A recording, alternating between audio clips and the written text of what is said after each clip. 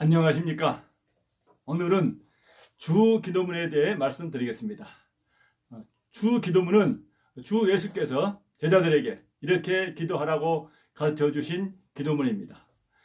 제자들에게 하나님이 원하시는 것이 무엇인지, 하나님을 믿는 사람들이 어떻게 살아야 하는지를 보여주는 기도문이죠. 하나님은 하늘에 계십니다.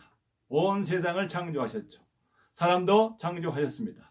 그래서 하나님을 믿는 사람은 하나님을 아버지라 부르며 자기는 하나님의 자녀라 합니다. 원래 하나님의 자녀는 거룩하였습니다.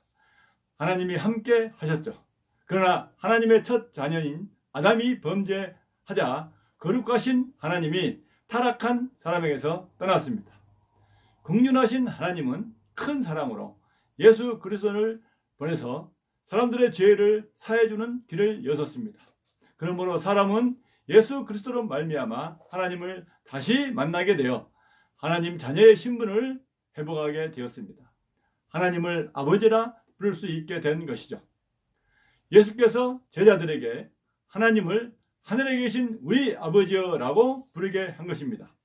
그러면서 거룩한 하나님을 거룩하게 경배하고 하나님의 나라가 이 땅에 임하기를, 하나님의 뜻이 이 땅에 이루어지기를 위해 살도록 하였습니다. 제자들이 하나님의 뜻이 무엇인가를 알게 하신 것입니다.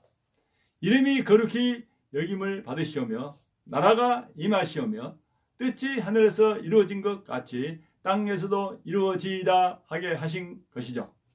하나님의 바람은 온 세상의 모든 사람이 하나님을 알고 하나님을 경배하며 하나님의 말씀에 순종하는 것으로 온 세상이 첫사람 아담에게 주셨던 에덴 동산으로 회복되게 하는 것입니다.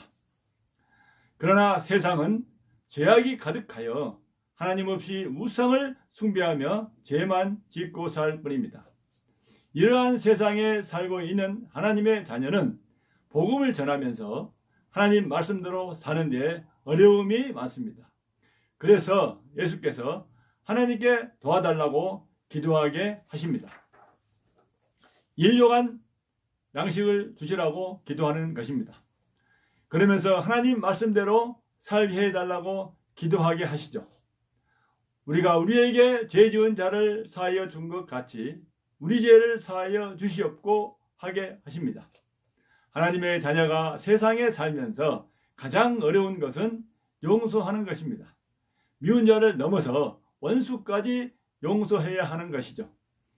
이 용서는 하나님께 원수되었던 자기가 하나님께 용서받았던 것을 상기해야 할 수 있습니다.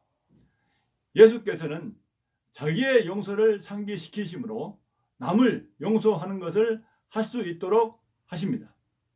자신이 하나님 앞에 어떤 사람이었는가를 날마다 생각해 보므로 남을 용서할 뿐만 아니라 하나님의 말씀을 굳게 지킬 수 있게 하신 것입니다. 즉, 제자들이 어떻게 살아야 하는지를 알려주신 것이죠. 그리고 죄인된 사람의 실상을 알려주십니다. 사람은 하나님이 떠나 육체가 되므로 육체의 욕심에 따라 살고 있습니다.